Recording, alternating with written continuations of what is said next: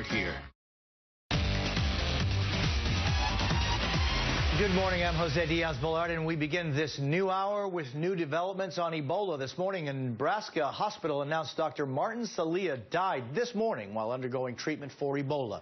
Dr. Salia contracted Ebola while working as a surgeon in Sierra Leone. I'm joined now by Dr. Frank Esper, an infectious disease specialist at UH Case Medical Center in Cleveland. Doctor, what a pleasure to see you.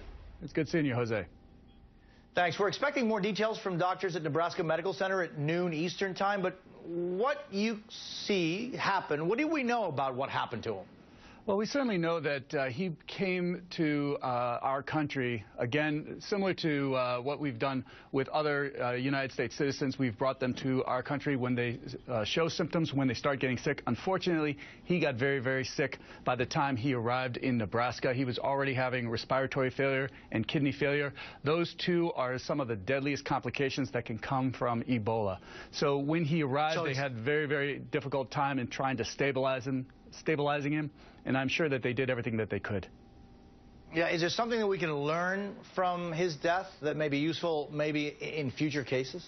You know, I think we're learning from every case that we are coming in contact with, both here in the United States, as well as there's a lot of investigation and a lot of research that's being done in West Africa. So we're learning a lot about this outbreak. We're learning a lot about this virus, and we're learning more and more how best to handle and how best to treat patients who have Ebola. Yeah, and as you say, I mean, the Ebola outbreak has claimed more than 5,000 lives, mostly in West Africa. Where do we stand right now in that fight?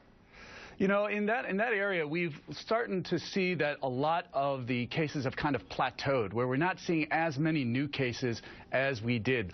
There's a lot of new information that's going to be coming out in the next couple of weeks as the World Health Organization releases new numbers, which they're doing fairly regularly. But we're starting to see a slowdown in some of the hardest hit areas. However, there are still new areas that are being affected, as in Mali, which just became affected over the last several weeks, and they're seeing 4 cases, and so there's still some spread, but a lot of the bulk of the disease is starting to become contained. Dr. Frank Esper, a pleasure to see you. Thank you for your time. Appreciate it.